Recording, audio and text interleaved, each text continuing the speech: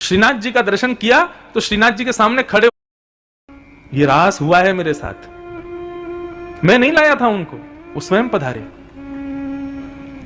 बस इतना याद है, मेरे पूज्य नाना जी कहा करते थे कि गोवर्धन वासी सांवरे तुम बिन रहो ना जाए।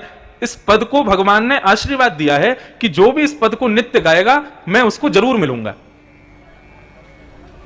नाना जी की आज्ञा से मैंने इस पद को गाया।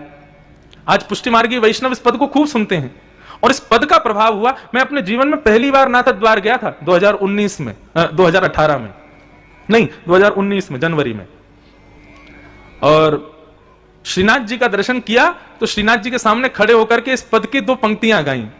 दर्शन को नैना तपे, वचन सुनन को कान, मिलवे को ही रात तपे, हिय के जीवन प्राण, गोवर्धन वासी सांवरे तुम बिन रहो ना जाए। और मन में एक भाव आया कि हे श्री गोवर्धन नाथ, आपका गिरी कंदरा तो हमारे ब्रज में विराजती है, लेकिन आप ये श्रीनाथ स्वरूप लेकर के यहां इतनी दूर राजस्थान में क्यों आ गए हो? चलो ना हमारे ब्रजमंडल में, खूब सेवा करेंगे आपकी, खूब आनंद कराएंगे आपको। जैसे 500 वर्ष पहले आप विराजते थे वैसे पुनः चलो। केवल ये भावना रखी थी। मंदिर से निकल करके मैं बाहर गया तो अपनी ही कथा की कहीं धुन सुन रहा था। मैंने, मेरी कथा कौन सुन रहा है? और तभी देखा तो एक दुकानदार, उसके यहां बहुत सारी मूर्तियां थी ठाकुर जी की, वो एक मूर्ति को छेनी हथौड़ा से सिद्ध कर रहा था और कथा सुन रहा था। मैं जब उसके पास जाके खड़ा हुआ, उसने जैसे ही देखा, वो देख करके बिल्कुल आनंद निमग्न हो गया। बोले, अरे आप श्री इंद्रेश जी महाराज? मैंने कहा जी।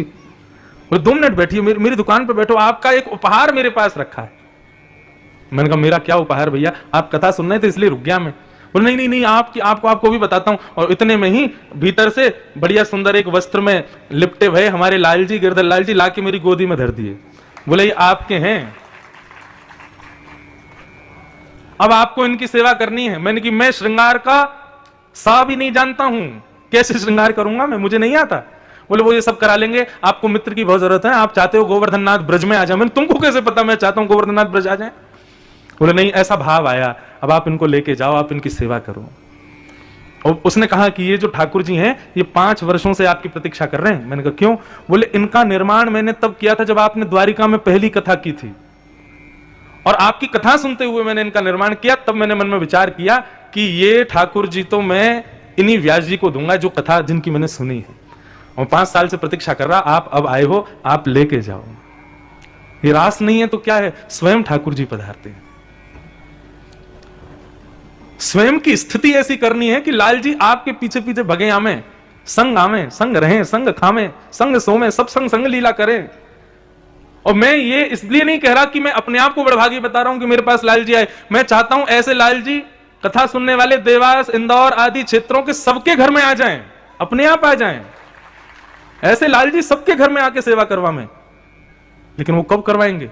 जब स्वयं की स्थिति रास की करोगे, स्वयं को गोपी मान करके अपने भाव स्वभाव सब में परिवर्तन लाके रस युक्त हो जाओगे, तब उस रस को, तुम्हारे हृदय के उस रस को चखने के लिए ठाकुर जी स्वयं आएंगे। वही रास है। अभी तक रास हुआ नहीं है।